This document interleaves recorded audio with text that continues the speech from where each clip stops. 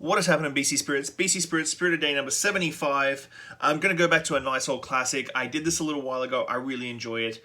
For some reason, I just love Nocinos. I think in a past life I was Italian, or I think my love of Amaros and Limoncello and Nocinos and stuff is just unparalleled to a lot of my other spirit loves.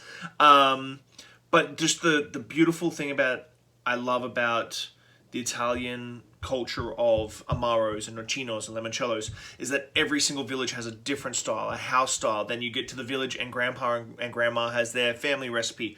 And so you've got all these multitude of different things all based around a thing. And really, I love it because it leans into the fact that there is no right way to make something, but there's plenty of wrong ways. I usually use that for cocktails, but I think it goes for spirits as well. So today we're going to do the Woods Nocino. Now, I posted a video on the Facebook page. I wish I posted it on the Instagram as well because it was kind of cool. The guys at Woods did a walkthrough on their distillation process, so their vacudistillation.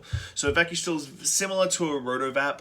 So it sucks all the air out, creates a vacuum in the still, which everything boils at a lot lower temperature. This is a very rudimentary explanation. I'm sure the guys at Woods can do a much longer explanation, but everything boils at a low temperature. Now, what does that mean? It means that when boiling is very aggressive, you get to 100 degrees Celsius, you're boiling the crap out of an ingredient, so you gain very different flavors. The way that if you slow roast a chicken or a turkey or a beef brisket or whatever, in comparison to boiling the crap out of it, the flavor profile is different, things break down slightly different, flavors come out that you wouldn't expect them to come out. Same thing with rotovapping or vacuum distilling. And so what happens, you get very bright, airy flavors out of the Woods products. Their limoncello is fantastic. Their Amaro is awesome. You know, I rave about that all the time. So let's crack out on the Nocino. So the Nocino's got green walnuts, obviously, orange peel, coffee beans, herbs, all sourced in Summerlin, BC. Now, the cool thing with like orange peel in a vacuum distill is because the temperature is so much lower, orange peel extraction is very, very different to when you just throw it into a boiling mix.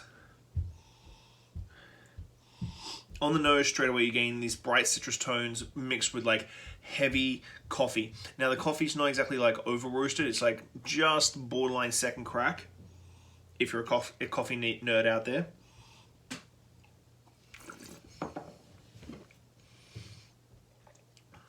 On the palate, 30%.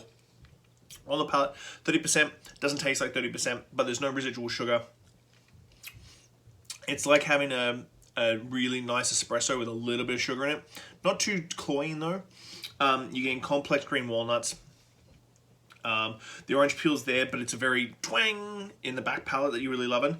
And then of course there's this sort of herbal background, but really I think the showrunners here is the green walnuts first and the coffee in the back. Coffee's giving this really great, like, solid backbone for all these other flavors to sit on.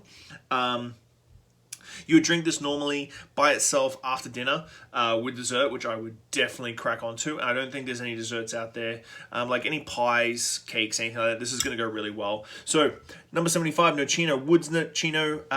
Go get some. It is absolutely spectacular. You're going to love it. Bye. See you tomorrow.